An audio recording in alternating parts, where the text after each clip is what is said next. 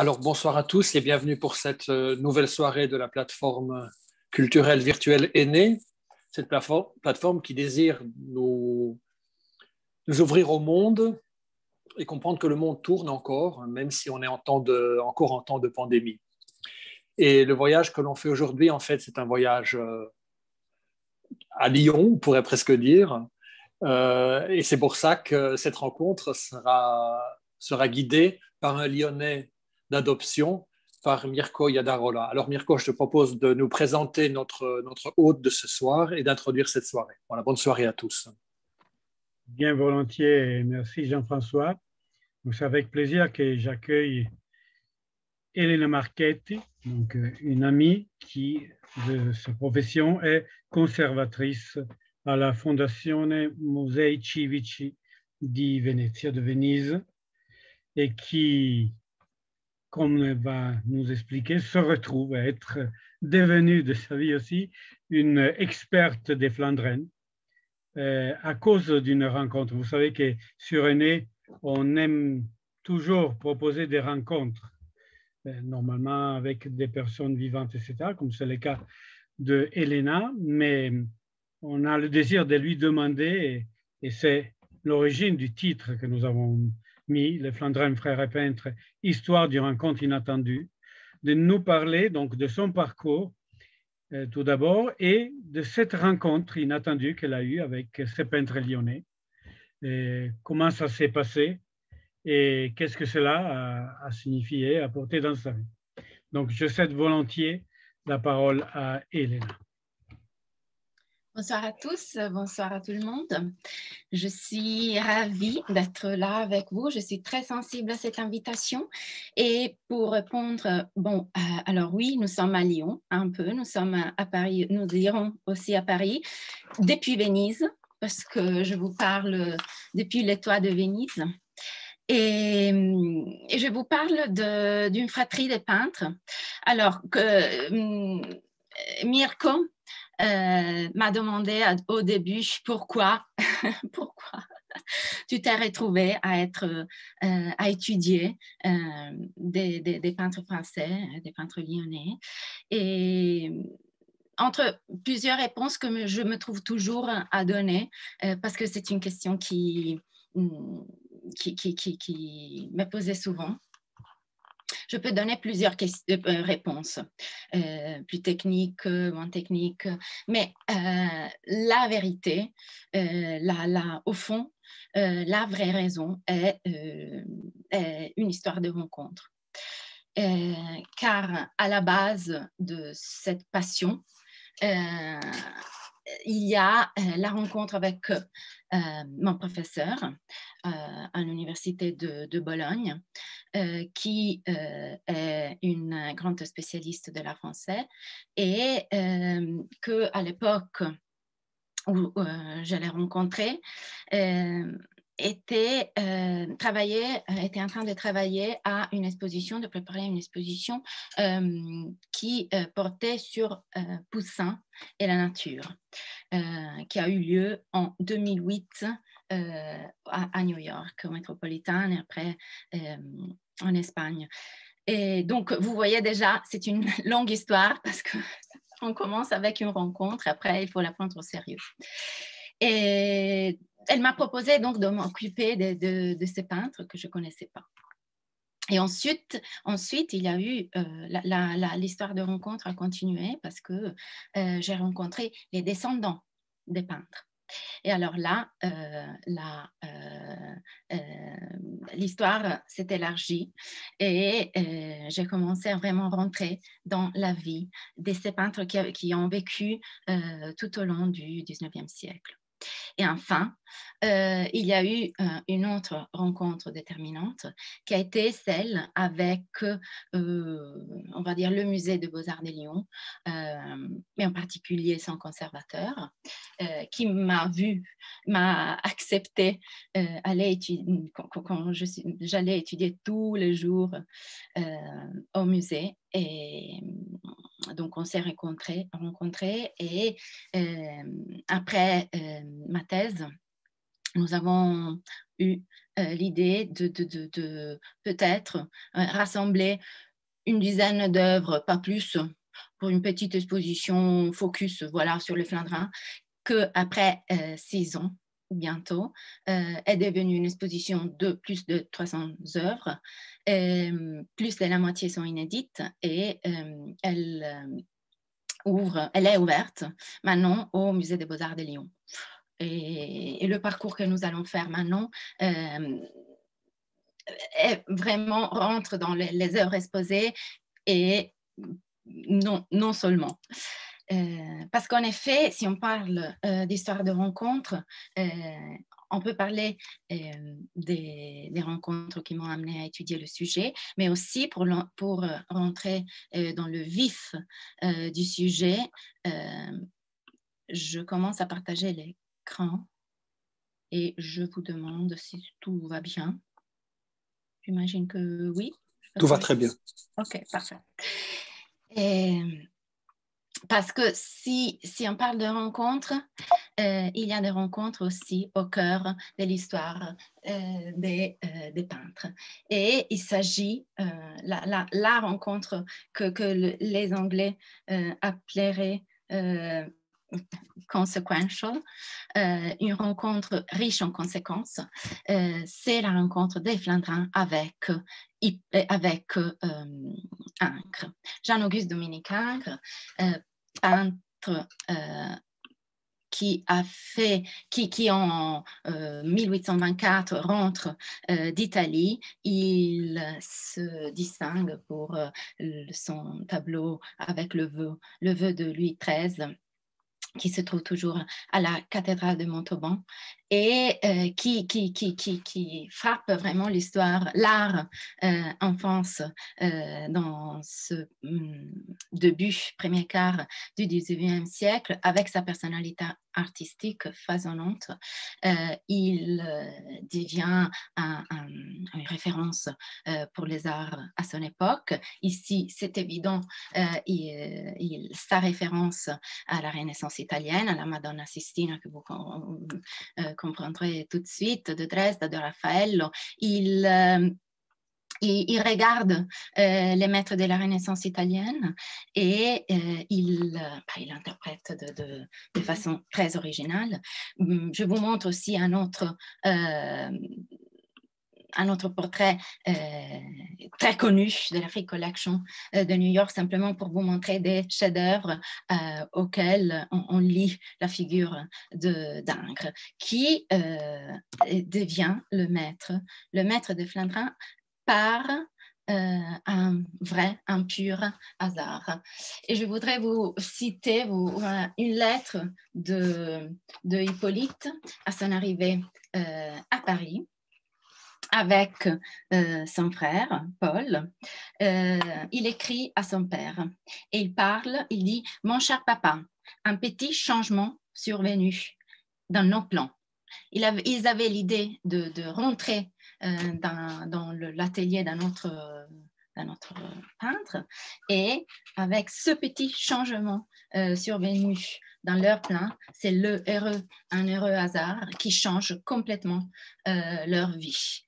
La change de façon radicale, c'est le point de bascule de leur vie, et parce que d'un côté, le choix d'un atelier pour un peintre de l'époque, 1829 environ, c'est quelque chose de crucial. Toute la vie d'un jeune artiste dépend beaucoup du choix du maître qu'il doit faire quand il est très jeune. C'est un choix crucial. Les ateliers privés, dans un système très typique à la France, constituent vraiment le cœur névralgique de l'enseignement, et donc c'est le tournant décisif de leur vie. L'enseignement d'Ingres est fondé sur des principes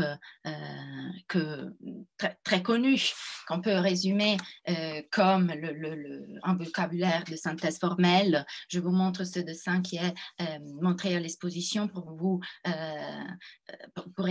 exemplifier le culte de la ligne à travers le dessin, le culte du vrai aussi, du dessin d'après le modèle vivant, et en même temps la constante recherche de l'élision du détail, de la synthèse formelle, l'accentuation des courbes, la beauté de la ligne. Ce sont le maître mot de l'enseignement du maître. Et au point, c'est une rencontre tellement décisive que va les accompagner, va accompagner les trois frères Flandrin, et je vais vous les présenter tout à l'heure, pendant toute leur vie. Il rentre dans son atelier en 1829. Ensuite, Hippolyte est lauréat du prix de Rome en 1832. Et Ingres, Paul le rejoint et Ingres est nommé directeur à la Villa Médicis en 1835 jusqu'en 1841. Donc là, c'est une formation continue qui va se poursuivre à Rome, et ensuite, ils vont jamais se séparer, même au retour en France, au point que Ingres il n'a pas l'intention d'ouvrir un atelier à lui au retour en France, et il souhaite vraiment le confier à Hippolyte. Mais Hippolyte ne le fera pas, et ensuite l'histoire sera différente, mais c'est vraiment là un point pour les peintres aussi, pour les artistes, les Flandrins, un point de bascule pour leur carrière entière. C'est la rencontre avec Ingres.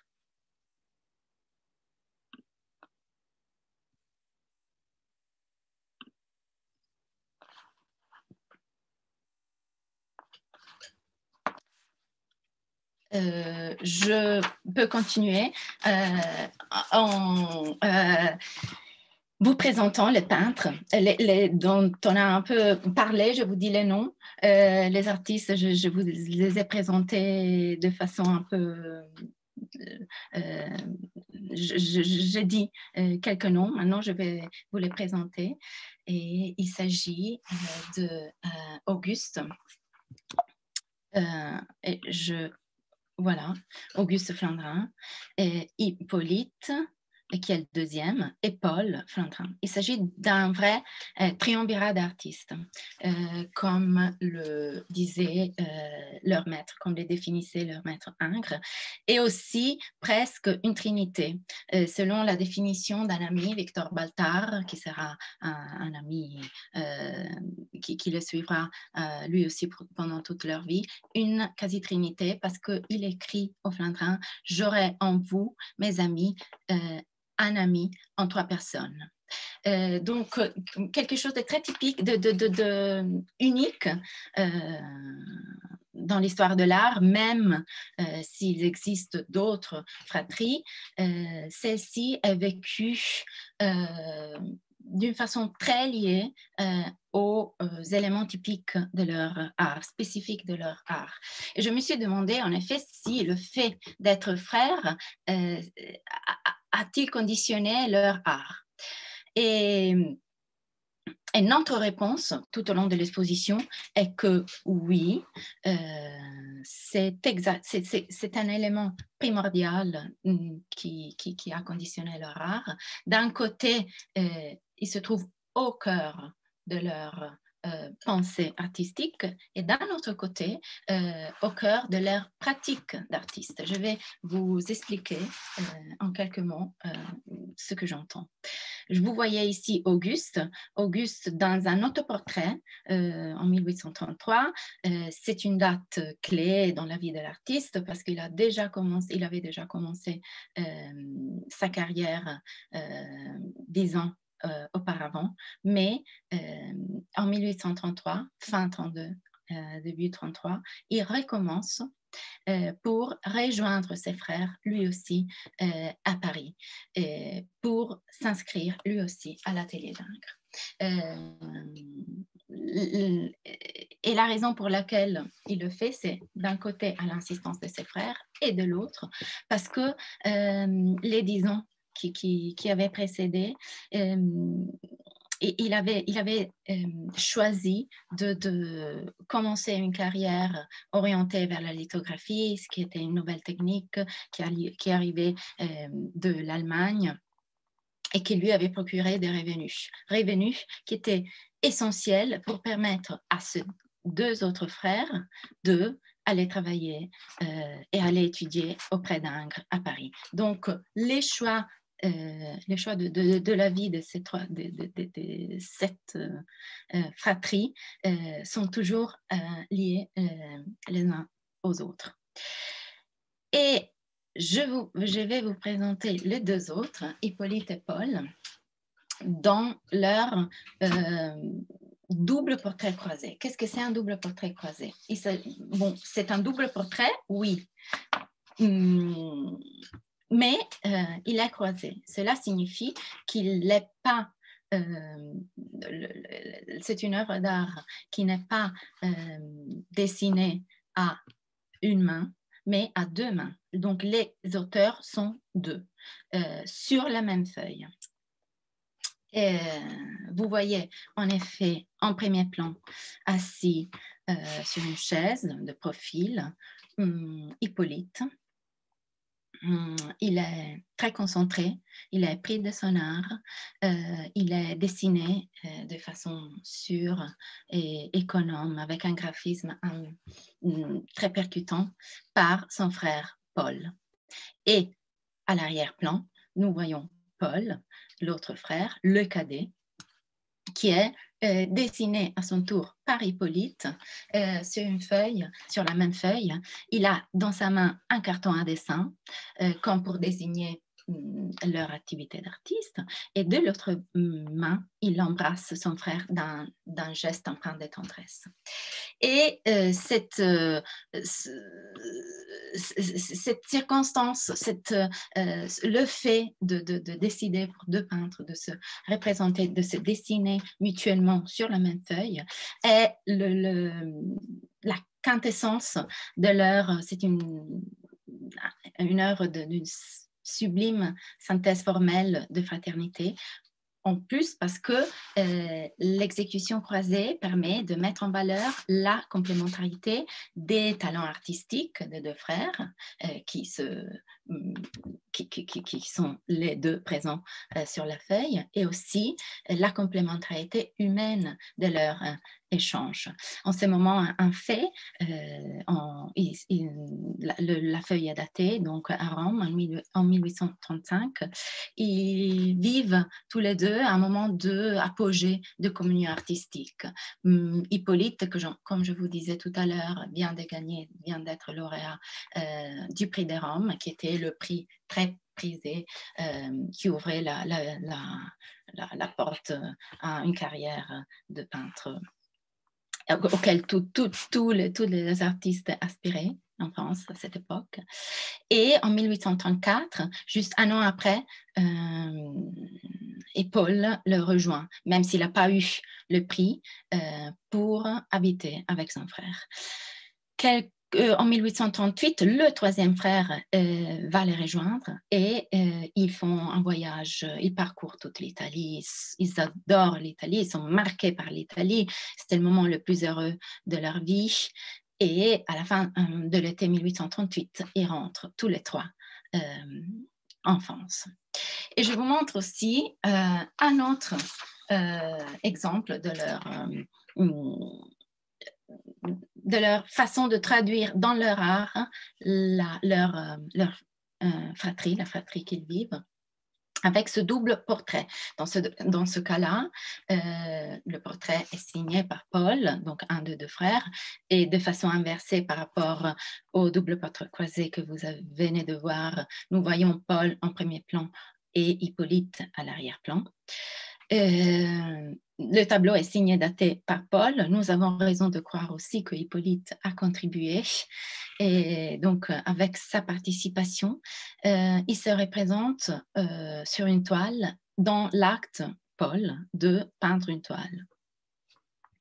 Et le décor représente un atelier l'atelier qu'ils ont ouvert, l'atelier de travail, le lieu où ils travaillaient ensemble au retour en France. Le tableau est daté 1842. Ils étaient en rue de l'Abbaye à Paris. Ils avaient 2 appartements sur 2 étages différents et ils partageaient le même atelier.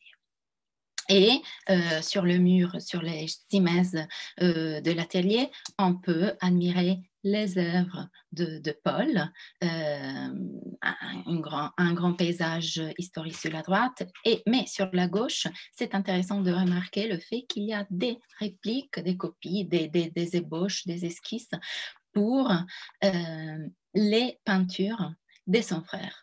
Donc, vraiment, le manifeste de collaboration artistique entre les 2 frères qui ont collaboré tout au long de leur vie, et aussi peut-être un moment, un manifeste aussi qui parle de leur biographie également. Parce qu'en 1842 s'avère un événement qui change leur vie. Parce que le frère Auguste, l'aîné, que vous avez connu à travers son autoportrait, disparaît en 1842 à l'âge de 38 ans. Et cette disparition, la mort du frère, dévaste la famille, c'est un chagrin énorme. Et on peut présumer aussi que vraiment le fait pour les 2 frères qui restent de serrer autour de leur art, c'est aussi un moyen de se réunir en ce moment de proximité pour la mort de leur frère très aimé. Et toujours avec les moyens de leur art, parce que les vrais artistes parlent ainsi. Hippolyte réalise dans ce même 1842 une toile, une Pietà de dimension imposante qui représente la Vierge qui déplore son fils mort. Et là, je voudrais citer un passage d'un commentaire qui a été fait sur ce tableau que je trouve très précis, très percutant, fait dans un ouvrage écrit par Sébastien Allard, qui est conservateur responsable des peintures au musée du Louvre, et Laurence Descartes, que Manon, quand elle a écrit, elle était à la tête du musée d'Orsay, et Manon, elle est à la tête du Louvre. Et ils écrivent à propos de ce tableau-là qu'il s'agit de, je cite, l'un des plus bouleversants tableaux religieux du siècle, d'un modernisme inédit. L'artiste, dans un climat crépusculaire, oublie tout détail anecdotique, exalte l'hiératique et massive simplicité d'une vierge de douleur réduite à une forme peinte dans des tons sourds.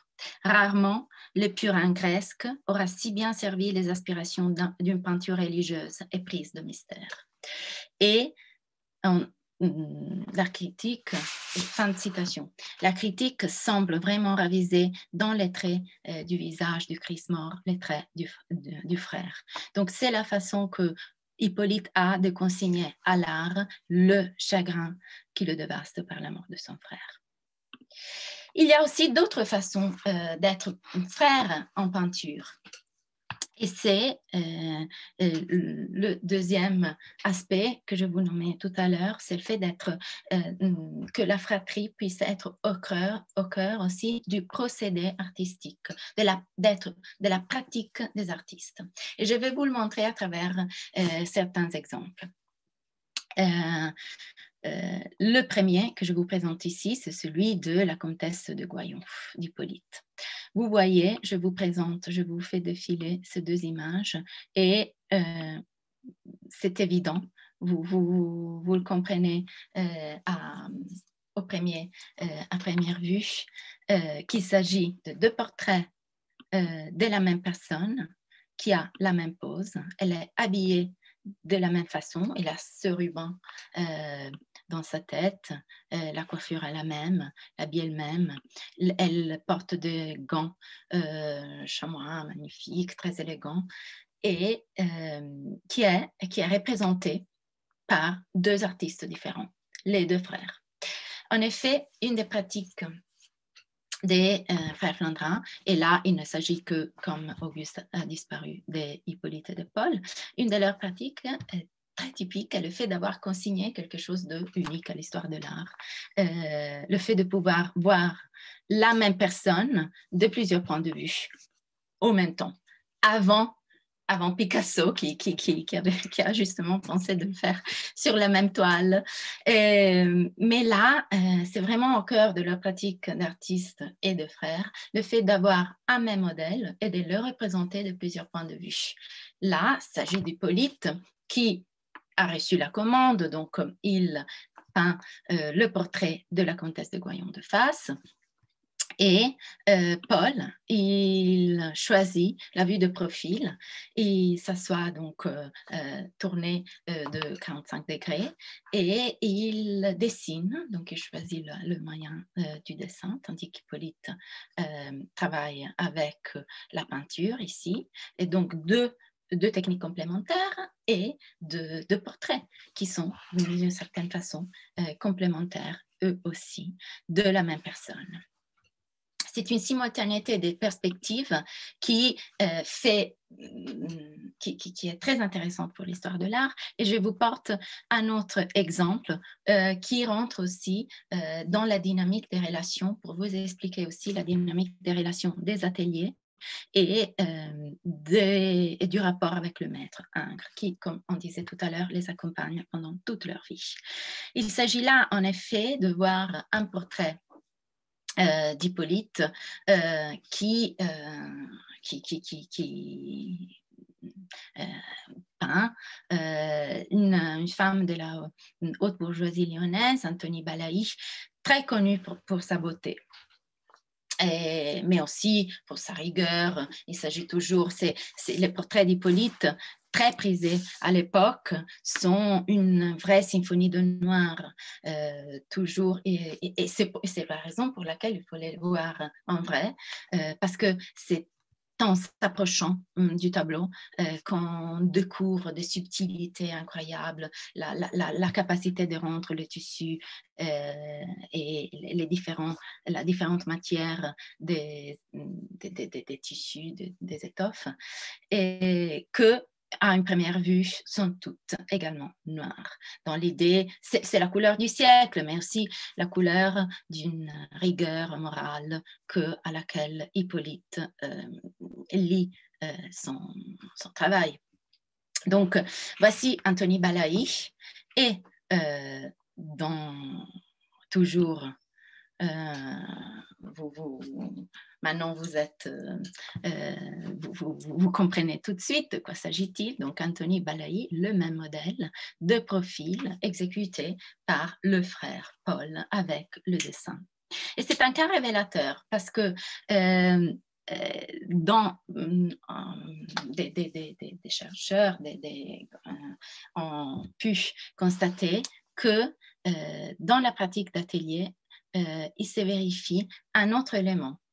Au moment quand Hippolyte travaillait à son portrait peint et Paul à son portrait dessiné, rentre dans l'atelier Ingres, le maître Ingres, qui est fasciné, il subit la fascination de l'ingrisme de son élève, surtout de Paul. Ingrisme, pourquoi? Parce qu'on le disait tout à l'heure, c'est la fascination pour la ligne courbe, c'est la fascination pour des géniales incorrections, c'est l'exagération du dos, c'est la syphose du dos, du modèle exagéré qui fascine le maître et que lui aussi, lui en premier avait appris à ses élèves. Et donc, l'histoire dit que, et là, il y a certaines zones d'ombre, il faudra vérifier si d'autres documents surgissent, mais le Ingres demande à son élève, Paul, de lui fournir son dessin, un calque de son dessin. D'où naît cet étonnant tableau qui se trouve au musée d'Orsay. C'est la Vénus à Paphos de Ingres, qui transforme donc un modèle qui reste très reconnaissable dans sa physionomie, mais dévêtue. La pauvre Madame Balaï se retrouve sur les cimaises des salons. Non, elle ne se retrouve pas parce qu'en effet, on dit, l'histoire dit, encore, ce n'est pas éclairci tout à fait, mais que Paul aurait été choqué quand il a vu dans l'atelier de son maître son dessin transformé dans une peinture de nu, et il aurait prié son maître de ne pas exposer ce tableau qui est resté en effet inachevé. Du coup, donc, pour vous montrer les échanges artistiques très dynamiques qui existaient à l'époque, et aussi, vraiment là, on est à l'ultime degré de fusion entre les œuvres respectives d'Hippolyte, de Paul et de leur maître dans un échange artistique très vivifiant. Mais aussi, encore au cœur de leur pratique d'artiste, le fait d'être frères les conditionne du fait qu'ils sont marqués par leur biographie, et d'une certaine façon, ils deviennent aussi, Paul et Hippolyte, les peintres, les artistes spécialisés dans une typologie très typique de portrait. C'est le double portrait des frères et des sœurs. Nous avons plusieurs exemples, nous avons retrouvé plusieurs exemples, et dont celui-ci qui est magnifique, exceptionnel. Je ne vais pas résister à la tentation de vous le montrer. Pourquoi? Parce qu'à travers, il y a un langage très subtil dans ce portrait. Et c'est le langage que seulement deux frères pouvaient comprendre entre un autre couple de frères. Et c'est un langage qui parle à travers tous les détails de ce portrait. J'essaie de vous amener à la découverte du tableau. Les frères représentés ici s'appellent Charles et Amédée Dassy. Ils proviennent d'une famille de la haute bourgeoisie de région parisienne, de Meaux, en Île-de-France. Et ils avaient perdu leurs parents quand ils étaient petits. Et c'est peut-être le fait d'être restés orphelins en bas âge, et avec le très faible écart d'âge qu'ils avaient, ils avaient seulement 2 ans d'écart. C'est ce fait que peut-être les a serrés et unis de façon incroyable pendant leur vie. Nous avons retrouvé des documents qui démontrent que les deux frères Dassy avaient été élèves de Paul et d'Hippolyte Flandrin, donc entre 1847 et 1848, donc pendant quelques mois. Ils avaient connu donc les deux frères artistes en étant amateurs eux-mêmes d'art. Il s'agit là des vrais dandys, de personnes qui peuvent s'adonner à l'oisiveté des classes cultivées, et qui peuvent permettre de ne pas exercer aucune profession spécialement, mais de s'entraîner dans la peinture et dans les salons parisiens. Puis, à un moment donné, Amédée, attention, l'aîné, le frère aîné Charles regagne sa ville natale, Meaux, et Amédée, le cadet, déménage à Paris. Et il s'agit des années d'élaboration de ce tableau, entre 1849, 48, 49, 50, quand il est présenté au salon.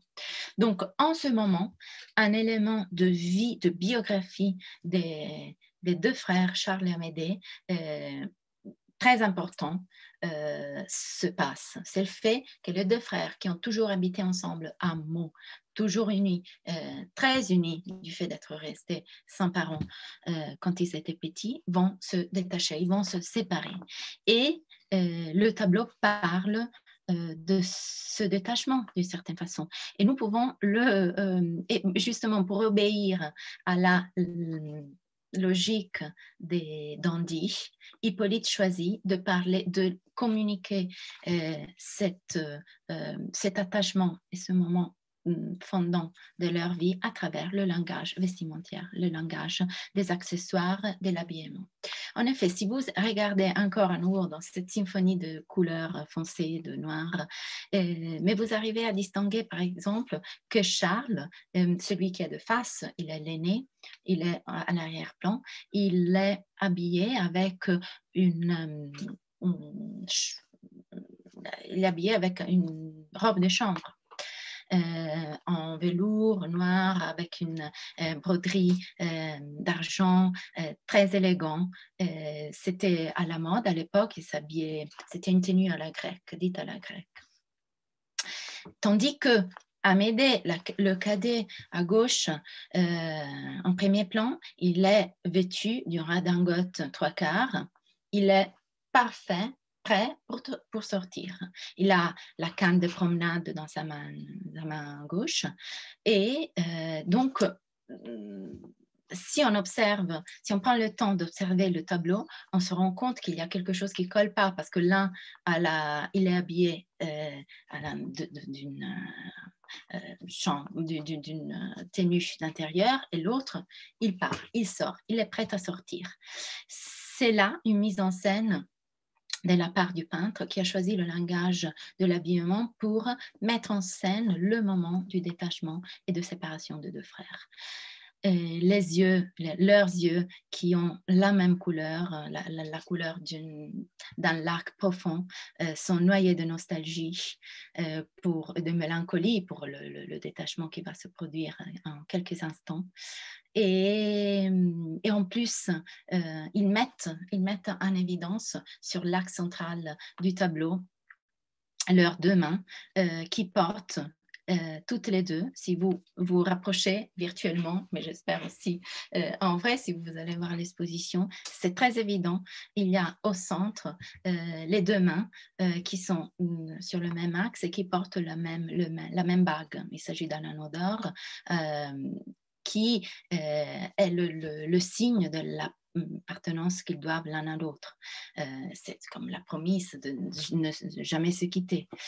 Et donc, avec ce langage complexe et très retenu, très discret, Hippolyte arrive vraiment à nous invite, et lui, il arrive à pénétrer le lien fraternel unique entre les deux frères d'Assy, et donc il arrive à créer une image qui est vraiment la quintessence de la fraternité, comme plusieurs qu'il a élaboré pendant toute sa carrière. Merci beaucoup, Elena, pour tous ces détails. Et une chose que j'avais envie de te demander par rapport à ces frères artistes qui sont connus normalement surtout pour leurs grands décors d'église, d'édifices religieux. Je suis sûr que tu vas nous en parler, nous montrer des exemples, mais qui étaient connus aussi au 19e siècle pour être des artistes chrétiens. Et la question que je me pose est, voilà, c'est quelque chose un peu d'automatique dans leur peinture, vu la culture du moment. Est-ce qu'on est artiste chrétien parce qu'on a peint des sujets religieux? Tu nous en as parlé déjà un petit peu au début, dans des édifices religieux, ou c'est quelque chose qui, là aussi, un peu comme tu nous parlais de leur fratrie, quelque chose qui est, on dirait, qui constitue un petit peu leur façon de faire de la peinture et de l'art. Je réponds à travers les images parce que c'est la seule façon que j'ai de parler. Et voici, donc, je réponds à ta question. Juste un petit passage qui est pertinent en tout cas sur cette image bouleversante, sidérante que nous avons vue en juillet 2020. C'est il n'y a rien qui reste, il y a seulement l'ombre d'un tableau très important d'Hippolyte, 1836, destiné à la cathédrale de Nantes et qui a brûlé lors de l'incendie de la cathédrale en 2020. Oui, ils étaient déjà à leur époque appréciés comme les peintres religieux, et Hippolyte surtout. À sa mort, il a été salué comme le plus grand peintre religieux que la France a vu naître depuis le Sueur. Ou encore, il a été appelé Saint Hippolyte Flandrin. Il a été, selon Théophile Gautier, du vivant du peintre, il était le Saint Angelico du 19e siècle. C'est Gautier lui-même en particulier qui désigne vraiment l'artiste pieux par excellence pour la postérité, qu'il a consigné à la postérité. Donc, oui, ils étaient tous les trois, ils étaient nés dans une famille où l'aspect religieux était très fort dans le Lyon après Révolution, où les sentiments religieux étaient très forts, et aussi c'était le Lyon où il y avait un courant mystique important. Lamennais, Montalembert était très suivi, et les Flandrins étaient tout à fait au courant de l'actualité, de la pensée catholique de leur époque. Hippolyte a, par exemple, il a réalisé le portrait de Lacordaire en 1842, mais en même temps, il n'a jamais fait partie, même si, à l'insistance de ses collègues, il aurait dû d'une certaine façon, mais il n'a jamais fait partie, par exemple, de la confrérie de Saint-Jean évangéliste de Lacordaire. Ils étaient des peintres chrétiens qui ont participé à plusieurs décors religieux, mais qui étaient d'abord artistes. Et je le dis parce qu'on a des témoignages du peintre lui-même qui rencontre en 1833 un de ses confrères, de ses collègues allemands, très connu par la conviction de ramener la peinture religieuse dans les arts du 19e siècle. Il s'appelle Frédéric Overbeck. Il est le grand représentant d'un renouveau de l'art religieuse en Allemagne au 19e siècle. Et qui avait créé un groupe qui s'appelle les Nazaréens. À la rencontre avec Overbeck, Hippolyte tout de suite a une réaction très claire. Il apprécie l'homme, mais il dit il ne tient qu'à rendre ses idées. Il se sert de la peinture. Voilà, pour Hippolyte, ce n'est pas question d'utiliser la peinture de façon idéologique, genre d'exprimer une pensée idéologique à travers la peinture. À son avis, on est d'abord peintre et on utilise les instruments de la peinture pour communiquer un message auquel il croit d'ailleurs. Et je vais vous expliquer ce que je viens d'affirmer à travers l'exemple du décor monumental de l'église de Saint-Germain-des-Prés, que je vous montre ici. Je crois que, sauf si vous êtes allé à Paris, à Saint-Germain-des-Prés, dans les derniers 6 mois, vous n'êtes pas habitué à voir Saint-Germain-des-Prés comme ça. C'est en effet très récent, la fin du chantier de restauration de la ville, qui a été entamé en 2016 par la ville de Paris. C'est un des chantiers les plus importants sur la restauration de l'art dans les églises vraiment des dernières années, et c'est une restitution importante d'un chef-d'œuvre du décor monumental en France. C'est très lumineux, c'est très coloré, et c'est c'est toujours une expression très utilisée, mais c'est la chapelle Sistine d'Hippolyte Flandrin et de ses collaborateurs, entre lesquels Paul, son frère. Mais juste pour donner un cadre de référence, que c'était Saint-Germain-des-Prés à l'époque des Flandrins. Saint-Germain-des-Prés est une basilique, c'est une église gothique, c'est une abbaye qui avait ses origines au VIe siècle et que était le noyau aussi un des principaux centres de pouvoir spirituels parisiens, mais qui avait été menacé comme toutes les autres églises en France à l'époque de destruction au lendemain de la Révolution. Les églises avaient été endommagées, elles risquaient d'être détruites. Celle-ci en particulier a été épargnée grâce à la ténacité d'un architecte nommé God qui avait convaincu l'administration de ne pas la démolir. Mais plusieurs églises ont eu ce destin. Ou sinon, toutes les peintures d'étoiles, donc avec des dimensions conséquentes, mais en tout cas d'étoiles, donc mobiles, avaient été enlevées des églises et amenées dans les musées. Donc, elles étaient sans décor.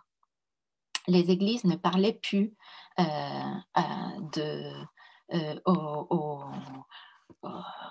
aux fidèles, ne parlaient plus parce qu'elles étaient soit détruites, soit vidées de leur contenu, de leur art.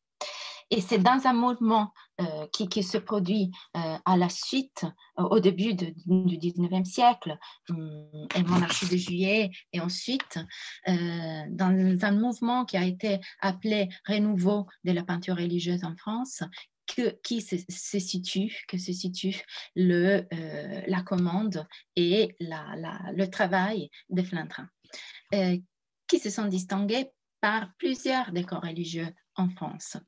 Ils ont commencé tout de suite après le retour d'Italie avec Saint-Séverin à Paris, 2 chapelles. Et ensuite, c'était question de leur confier une partie de Saint-Germain-des-Prés, puis une deuxième.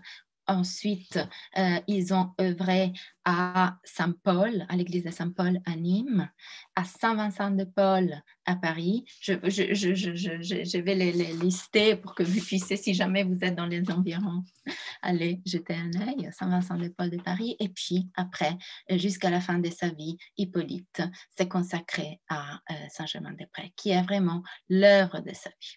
Et voici très vite un plan pour se repérer. Donc, le travail d'Hippolyte à Saint-Germain-des-Prés s'est déroulé en 3 phases. La première, donc 1842-46, ce n'est pas la même de la visite. Donc, il commence avec le sanctuaire au centre, il continue avec le chœur, puis une pause avec Saint-Paul à Nîmes, Saint-Vincent-de-Paul à Paris et Saint-Martin-d'Ainay à Lyon, 1855. Et enfin, la nef de Saint-Germain-des-Prés. Toute l'église entière a été restaurée dans les derniers 5 ans. C'est quelque chose de magistral. Et je voudrais, pendant que je vous décris les décors, je vais vous faire passer cette vidéo que nous avons réalisée pour l'exposition. Il y avait un aspect, c'était le fait que c'était impossible d'amener Saint-Germain-des-Prés à Lyon. Là, c'est clair. Et du coup, nous avons utilisé les nouvelles technologies pour permettre aux visiteurs de faire une expérience complémentaire qui ne substitue pas la vraie expérience dans l'église, mais qui en même temps donne quelque chose de plus. C'est le fait de pouvoir voler à la hauteur des peintures murales et de pouvoir les apprécier de près, comme à 5, 6 mètres, 7 mètres de distance. Ce n'est pas possible dans l'église même. Donc, nous avons vu passer la nef, nous rentrons, qui était la 3e phase, donc la dernière chose exécutée par Hippolyte. Ici, nous sommes dans le sanctuaire, l'entrée à Jérusalem d'Hippolyte, du Christ, par Hippolyte.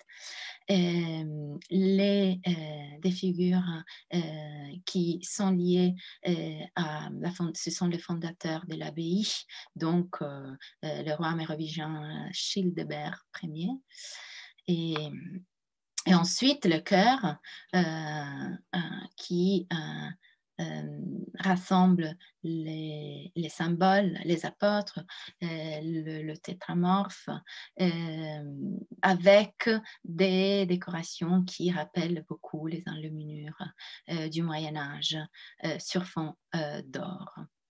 Hippolyte dessine aussi les vitraux de l'église, donc c'est une œuvre d'art totale, comme unique à Paris, parce que normalement toutes les commandes étaient divisées par différents artistes.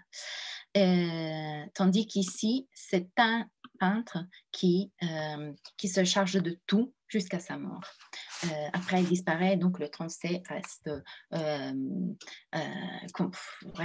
inachevé. Et après, bon, il y aura d'autres artistes, Sébastien Cornuche, mais le principal de son œuvre est celui que je vous ai montré. Et je vous montre aussi une aquarelle pour s'insérer dans le discours de ce renouveau de la peinture religieuse dans lequel, vous l'aurez déjà remarqué en voyant la vidéo, le rappel au maître du Trecento italien, Giotto, à la basilique d'Assise, à Padoue, est évident. C'est là vraiment où les artistes, pendant leur séjour en Italie, vont découvrir l'art des primitifs italiens, comme ils étaient appelés à l'époque, et ils découvrent, c'est la révélation d'un art qui arrive à conjuguer la vérité formelle au message et aussi à la technique. Tout se tient dans l'idée des artistes du 19e siècle, d'Hippolyte, quand ils regardent, quand ils admirent les artistes du Trecento italien. Donc, Trecento, Quattrocento, donc les références à Assise, à Giotto sont nombreuses. Mais, vous voyez ici, par exemple, la voûte pendant la restauration. Je ne sais pas si vous avez participé à cette campagne très sympathique que le Fonds du rayonnement de l'église de Saint-Germain-des-Prés pour la levée des fonds a organisé. Il s'agissait d'acheter une étoile de Saint-Germain-des-Prés pour soutenir la restauration.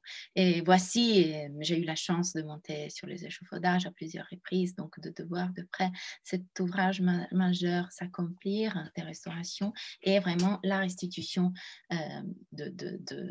d'une église, d'une décoration majeure à la ville de Paris et à l'art du monde entier.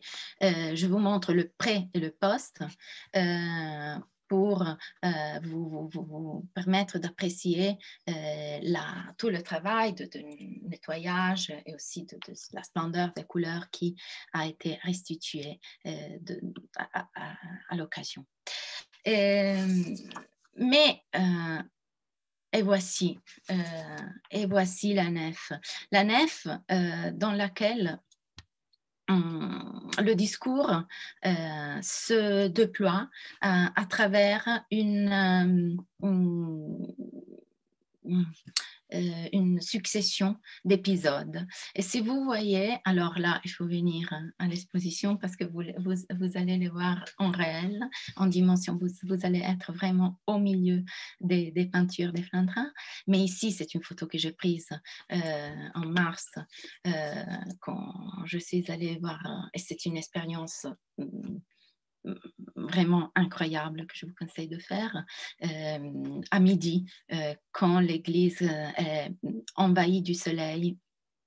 C'est magique, je croyais, c'était quelque chose à laquelle je n'étais pas du tout habituée, je ne m'attendais pas, c'est incroyable. Bon, et on voit des scènes en couple.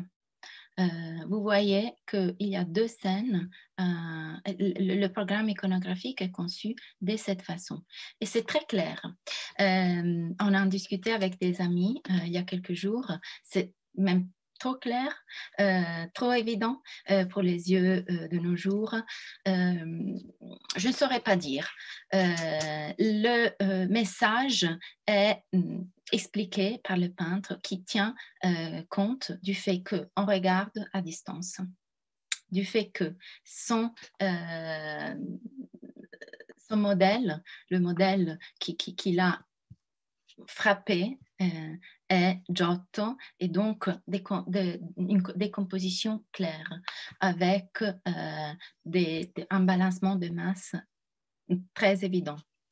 Et pour donner un message évident qui soit intelligible de façon soudaine par les fidèles qui doivent rentrer dans l'Église et réapprendre la foi catholique qui s'était dispersée dans les années qui précédaient. Et donc, la succession est composée d'un épisode du Nouveau Testament suivi par un épisode de l'Ancien Testament, selon un principe qui était déjà celui de la Biblia Pauperum, qui est à l'origine de cette pensée iconographique. Les Flandrins ont été aidés par un jésuite, le père Caillé, qui avait aussi écrit un important ouvrage sur la cathédrale de Bourges, où cette combinaison était déjà présente dans les vitraux. C'est l'idée que très connue au Moyen-Âge, mais qui s'était dispersée après, de concevoir le Nouveau Testament comme l'accomplissement de l'Ancien. Et donc, par exemple, ce que nous voyons ici, c'est l'arrestation du Christ à gauche et Joseph rendu par ses frères sur la droite. Il y a un dialogue ininterrompu dans l'histoire sacrée. Et dans l'idée chrétienne, c'est le Nouveau Testament qui répond aux attentes de l'Ancien. Et donc, dans ce cadre, Hippolyte, il agit comment? Il se pose surtout des problèmes d'artistes. Et ces problèmes d'artistes à résoudre sont comment rendre la peinture murale dont la technique s'est perdue en France. Comment travailler à une certaine vitesse pour garantir l'accomplissement de la commande. Et comment le faire avec un résultat qui puisse être efficace et avec un message évident et intelligible. Il le fait à travers les moyens de sa peinture. Vous devez savoir qu'à l'époque de ce renouveau de la peinture religieuse, de la peinture murale, on avait le choix se diriger carrément vers la peinture sur le mur. Les artistes étaient appelés à recueillir le défi du mur. Et il y avait une vraie aspiration au monumental qui animait les artistes de l'époque. Et la peinture sur le mur était surtout, dans la mémoire des anciens, la fresque. La fresque dont la recette s'était perdue en France. Le procédé n'était plus connu par les artistes et c'est un vrai mouvement, celui qui se passe entre les artistes pour chercher la bonne recette, pour la reproduire sur le mur au XIXe siècle. Et notamment, par exemple, Motet, il va retrouver le traité de Cennino Cennini, un ouvrage écrit en bulgare au début du 400, traduit en français, et pour retrouver la vraie recette. Amaury Dobal aussi le fait, mais il y a des problèmes de conservation. Et donc, encore, la discussion se nourrit. L'autre hypothèse pour le peintre, c'est la peinture à la cire. La peinture à la cire avait aussi un héritage noble. C'était l'héritage de l'Antiquité. Ercolano et Pompéi avaient été découvertes à la moitié du XVIIIe siècle. Et là, c'était la découverte de la peinture à la cire, qui résiste, qui est opaque et mate. Et c'est le fait que le peintre veulent obtenir. Et donc, ils se mettent à l'épreuve avec la technique de la cire. Un ami lyonnais, lui aussi, un peu plus âgé des Flandrins, Victor Rossel, il s'engage dans la lutte avec le mur et il essaie de retrouver une recette de peinture à la cire. Il s'agit en vérité d'un nouveau procédé, la cire au chaud, qui est très longue, et pour lui, à partir de 1836, il commence une seule chapelle à Notre-Dame-de-Lorette, et 15 ans après, il meurt en 1850 sans l'avoir terminée. Donc, un peu long. Et Hippolyte, son inspiration à la monumentalité voulait vraiment arriver aussi à résoudre les problèmes techniques pour rendre l'ouvrage, pour terminer, pour rendre la ville, le chantier entier terminé. Et donc, il invente une nouvelle technique qui est à lui, qui était appelée à l'époque entre les ateliers, c'était connu comme le système flandrin, le tampon flandrin, qui consiste dans une organisation très efficace du chantier, combinée avec une ingéniosité technique qui est à lui. C'était le fait, mais je ne veux pas rentrer trop dans le détail, d'organiser le chantier de façon que toute la phase de préparation, le cœur de la peinture murale est l'enduit et comment on prépare le mur. Toute la phase de préparation du mur et des enduits était opérée par une entreprise qu'il avait embauchée, à laquelle il avait confié le fait de procéder, de préparer le mur. Ensuite, il arrivait le peintre qui montait sur les échafaudages et commençait à travailler à la cire. Cire qui était à froid et qui était appliquée en pâte. Et le travail était long, très long, et effectué beaucoup aussi à l'atelier de préparation avant d'arriver sur les échafaudages. Et je vais vous présenter par exemple le cas de la crucifixion pour laquelle nous sommes arrivés à reconstituer toute une série d'œuvres. Donc les dessins d'après le modèle vivant, étudier chaque personnage, étudier plusieurs fois avec plusieurs dessins, des feuilles superposées.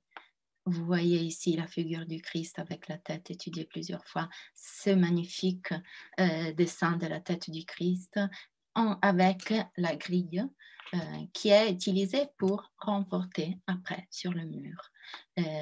Les carrés servent pour remporter les proportions sur le mur. Le peintre, en plus l'étude d'ensemble et aussi une ébauche à l'huile sur papier, après un reflet sur carton. Avec tout cet ensemble, ce travail très détaillée, très poussée sur la composition, Hippolyte partait sur les échafaudages et il travaillait pendant 15 heures par jour. Nous avons les témoignages sur le mur. Il commençait avec, voici, je vous présente pendant que je parle, une vidéo didactique que vous allez voir aussi à l'exposition. Donc, avec les dessins, il travaillait sur le mur, il casselait à la pierre de Cassel sur le mur avec le point des repères à l'aide des petites épingles. Et enfin, il procédait. Mais il procédait assez vite parce qu'il est arrivé à l'aide de quelques collaborateurs, pas trop, ils étaient 4 plus ou moins sur les échafaudages. Il est arrivé par cette organisation très efficace, par la nouvelle technique qu'il a inventée vraiment à Saint-Germain-des-Prés. Et c'est une des contributions majeures que la restauration a données. C'est le fait vraiment de rentrer au cœur de la technique d'un artiste. Qui est le cœur de son mystère, de son procédé. On peut vraiment arriver à conclure que Saint-Germain-des-Prés a été un laboratoire pour Hippolyte, qui lui a permis de mettre au point le procédé esthétique et technique qui signe la réussite de son grande œuvre monumentale. Et c'est un procédé qui part au niveau esthétique de l'étude du vrai. On a vu les dessins d'après nature des modèles vivants, et là, on voit par exemple une vague observée à Terracina, à Fiumicino, près de Rome, quand il était à Rome. Donc, 20 ans avant, et c'était et nous avons les charges de son frère qui nous expliquent que c'était un temps d'orage et il y avait du vent et il combattait contre les vagues. Et Hippolyte, par un autre dessin que nous avons de la même excursion, Hippolyte dessine une vague.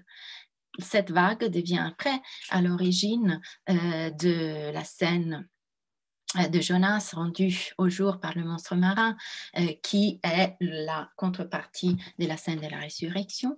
Là où vous voyez que par un procédé de simplification des lésions du détail, mais aussi de l'aspect plus atmosphérique de l'étude d'après nature, Hippolyte vise à créer des images, des icônes, des images toujours valables, des images vraies d'un épisode biblique. Voici un détail pris pendant la restauration pour vous montrer une autre intelligence technique d'Hippolyte, c'est le fait de faire un double tampon, donc travailler à l'outil l'enduit, la préparation du mur avec cet aspect granuleux que vous voyez ici qui l'aidait. Son but était arrivé à la matité des fresques et donc qui l'aide à donner un aspect mural à sa peinture. Et en même temps, dans les scènes où il choisit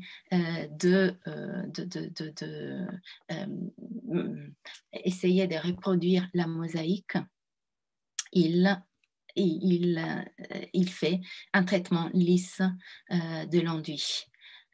Donc, il pense vraiment l'ouvrage entier, du début à la fin, pour arriver à son rendez-vous avec la peinture monumentale, avec tous les éléments qu'un peintre pouvait imaginer. Et c'est l'œuvre de sa vie. Je vais terminer ici en disant, pour reprendre le fil de la biographie que nous a suivi un peu dans tout le discours, il va mourir de Saint-Germain-des-Prés. Il sait très bien que les peintures, les ingrédients des peintures sont nocives. Il s'agissait de la peinture qui était faite avec le plomb. Il écrit lui aussi, 10 ans avant de mourir, cette peinture à la cire m'assassine. Il était très conscient du fait qu'il était malade. Et il continue, il poursuit jusqu'à la fin quand il se sent mourir. Et donc en 1863, à l'hiver de l'année 1863, il a un désir, c'est celui de retourner à Rome. C'est là où il avait vécu le moment le plus heureux de sa vie, et c'est là où il va mourir 5 mois après, en 1864, et c'est le frère qui va terminer cet ouvrage avec la dernière scène qui est ici, près de l'orgue. Donc, voici, en effet, c'est l'œuvre de sa vie, l'œuvre qu'il consigne à nous aujourd'hui, que nous pouvons apprécier après cette restauration majeure. Merci beaucoup.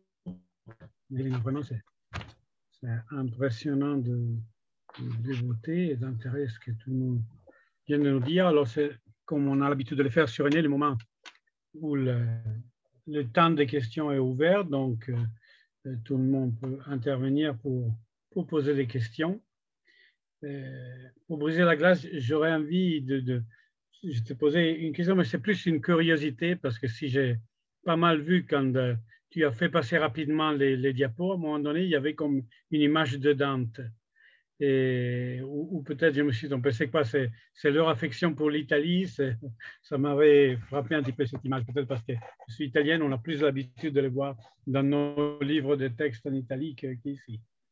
Oui, il a eu Dante a inspiré Flandrin beaucoup dans plusieurs surtout dans un tableau qui se trouve au musée de Beaux-Arts de Lyon. C'est celui-ci. C'est Virgile. C'est Dante conduit par Virgile à la rencontre des âmes des envieux.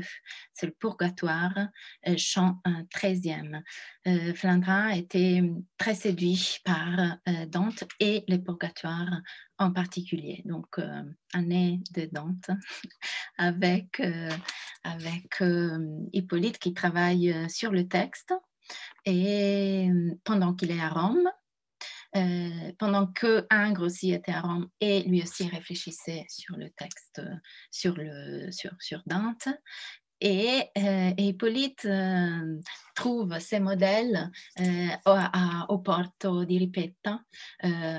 C'est un débardeur du Porto, celui-ci, Mestrillo, on a le nom, on a retrouvé les dessins préparatoires de son frère avec le nom du modèle. Donc, des vrais modèles, pas professionnels, mais des personnes qui rencontraient à Rome, auxquelles ils demandaient de poser parce qu'ils avaient une certaine affinité avec les caractères qu'ils voulaient exprimer, dans un cadre naturel qui rappelle beaucoup les falaises du Bugey, à côté de Lyon, dans lesquels ils aimaient se rendre depuis leur enfance et qu'ils aiment représenter, qui avaient des paysages en effet assez escarpés, comme celui-ci, représenté ici.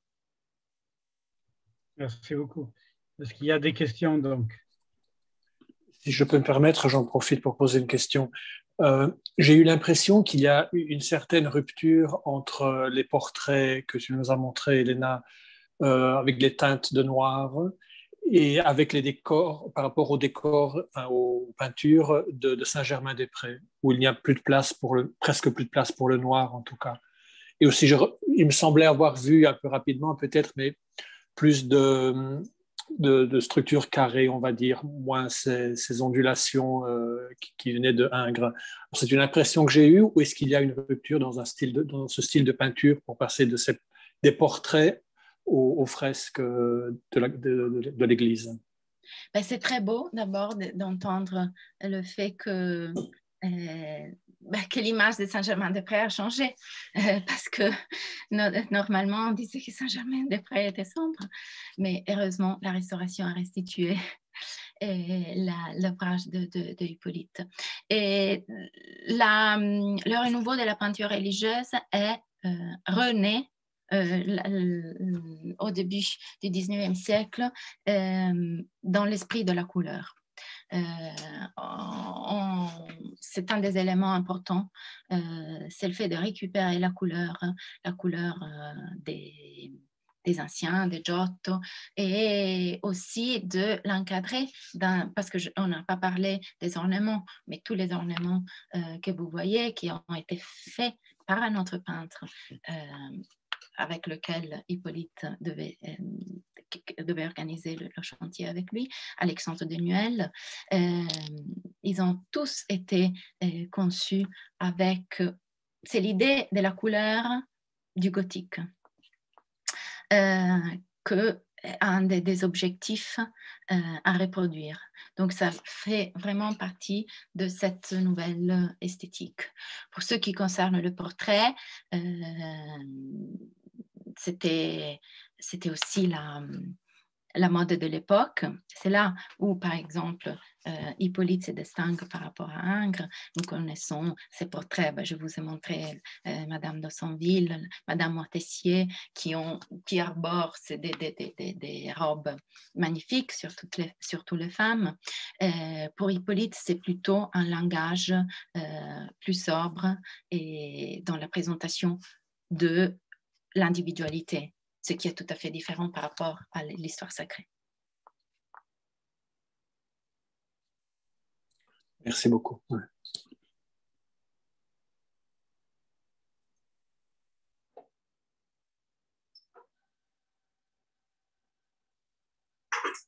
Est-ce qu'il y a d'autres questions?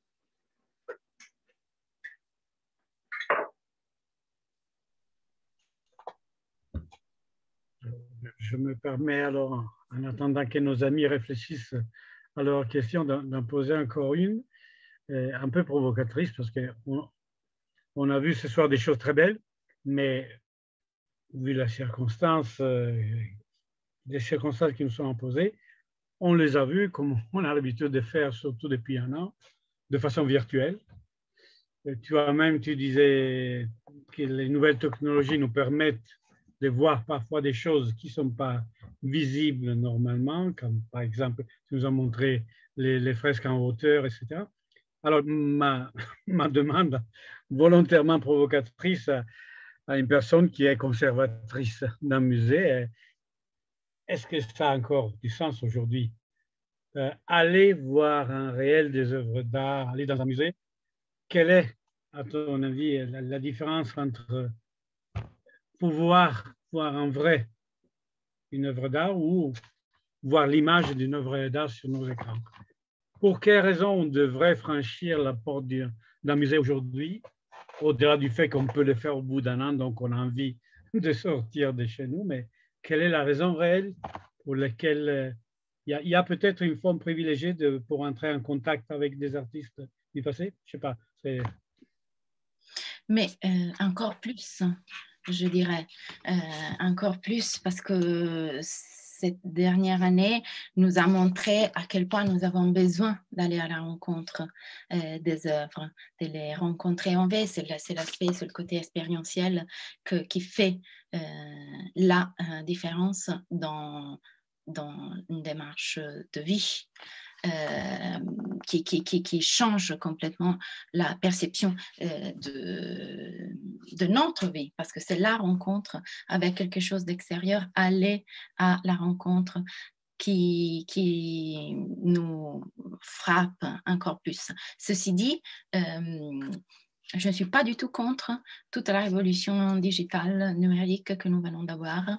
Je la pousserai encore plus. C'est hyper important d'utiliser toutes les possibilités techniques que la technologie nous offre. C'est ce que nous venons de faire, mais je ne cesserai pas d'explorer cet aspect. C'est très important parce que justement, il nous permet de préparer une visite, de la continuer après, de rester en lien continu avec l'œuvre d'art, d'approfondir certaines choses. Et c'est sûr, il faut, mais à mon avis, il faut toujours travailler avec les moyens de technologie, dans cet esprit, dans l'esprit de les interroger sur ce qu'ils peuvent nous donner sans remplacer jamais l'expérience réelle.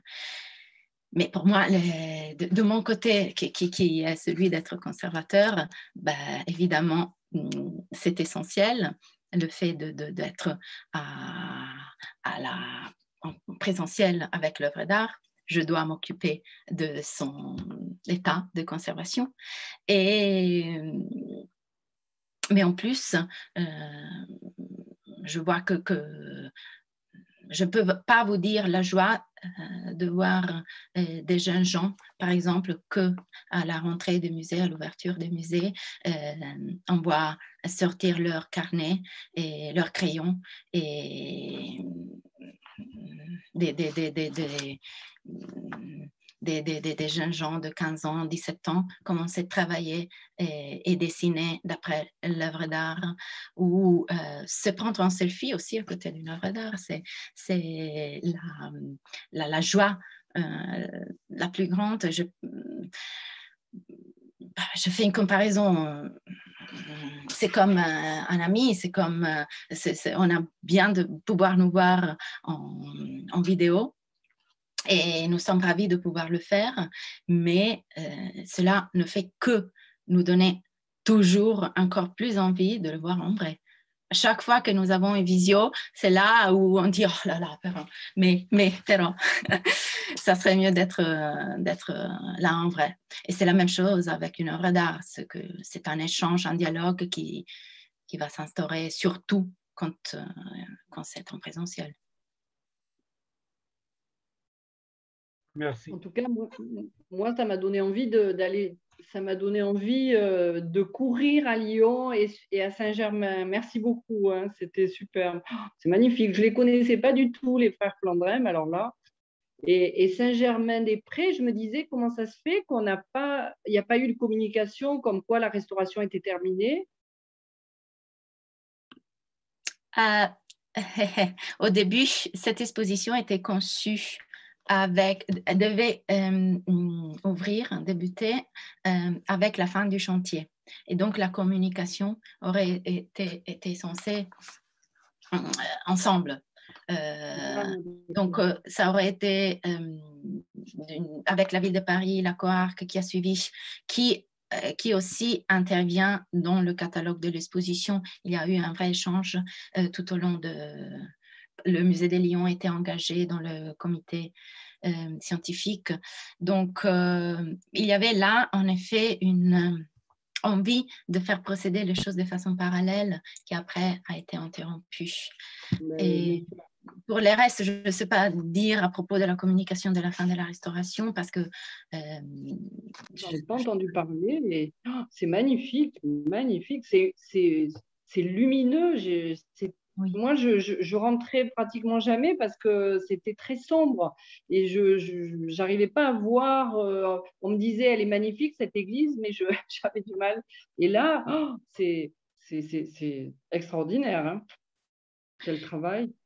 Et d'ailleurs, je viens de découvrir que sur YouTube, parce que la paroisse est très active, et les pères Thibault, je crois, et je ne me rappelle plus le deuxième nom, qui ont toujours une activité très, très serrée, ils ont produit sur YouTube une série de, je pense, 10 petites vidéos qui expliquent l'iconographie de l'église.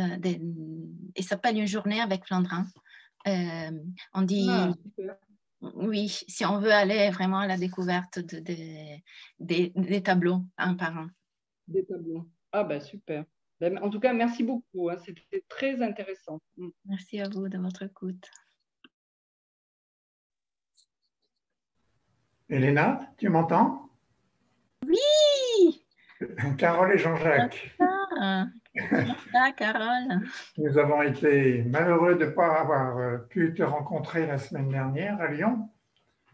Il y aura peut-être une autre occasion bientôt. Oui. Mais, alors, on voulait te remercier pour toutes ces informations que tu nous donnes sur un artiste lyonnais dont tu es la grande spécialiste. Et ce que je voulais te dire, on t'a pas revu depuis que tu as quitté Lyon, mais j'ai souvent l'occasion de parler de toi. Depuis que je suis à la retraite, je fais régulièrement visiter Lyon à des touristes, du monde entier.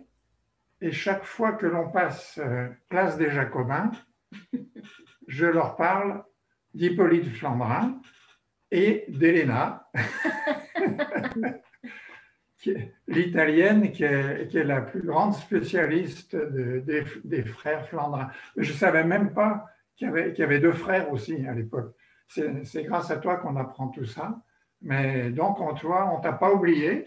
Et depuis que tu as quitté Lyon, régulièrement, on parle de toi aux touristes qui admirent cette place des Jacobins qui a été restaurée aussi. Tu as eu l'occasion de le voir. Et les 4 artistes représentés sur cette belle fontaine sont maintenant bien en vue. Oui, tout à fait. Et puis, on va se précipiter au Palais des Beaux-Arts pour aller voir toutes ces merveilles. Merci Jean-Jacques. Tu me donnes l'occasion aussi pour rappeler que c'était vraiment un travail d'équipe. C'est le destin des Flandrins. Dès qu'on s'occupe des Flandrins, il faut collaborer. Et donc, c'était un travail magnifique que j'ai conduit, une des expériences les plus enrichissantes de ma vie, avec le conservateur du musée de Lyon. Donc, nous sommes à 2. Et nous avons tout fait ensemble. Et c'est une équipe magnifique, vraiment, c'est magique de travailler avec eux.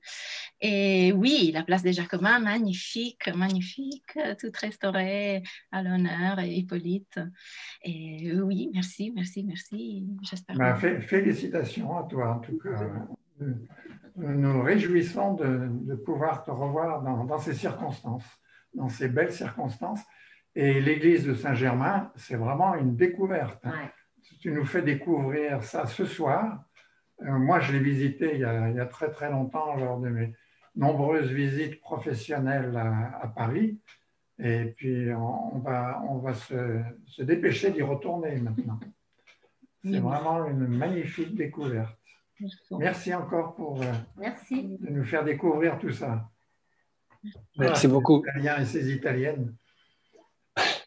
Oui, je pense que c'est une très bonne transition justement pour conclure et pour que, Elena, peut-être tu nous rappelles justement un peu les dates de cette exposition, où elle se trouve, le répéter fort et clair pour tous ceux qui veulent venir la visiter.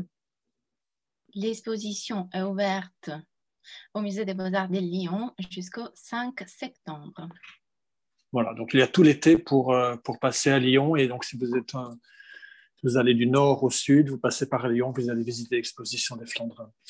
Voilà, merci beaucoup. Je pense qu'on va conclure ici notre soirée. Elena, un tout grand merci. Mirko aussi de nous avoir aidé à gérer cette soirée. Et je voudrais juste, en terminant, vous annoncer la prochaine rencontre que nous aurons, qui sera dans 2 semaines, avec donc le 17 juin, le jeudi 17 juin à 20h, avec le père jésuite David Neuhaus, qui est professeur, qui enseigne à l'Institut biblique de Jérusalem. Et nous voulons essayer de comprendre un petit peu ce qui est en train de se passer actuellement en Terre Sainte, cette difficile cohabitation entre juifs, entre chrétiens, arabes, israéliens. Donc ce sera une soirée, je pense, très intéressante au vu de l'actualité d'aujourd'hui, malheureusement très triste. Alors je remercie encore une fois Elena et Mirko et vous tous qui étiez avec nous ce soir, et je termine maintenant ici notre live sur Facebook.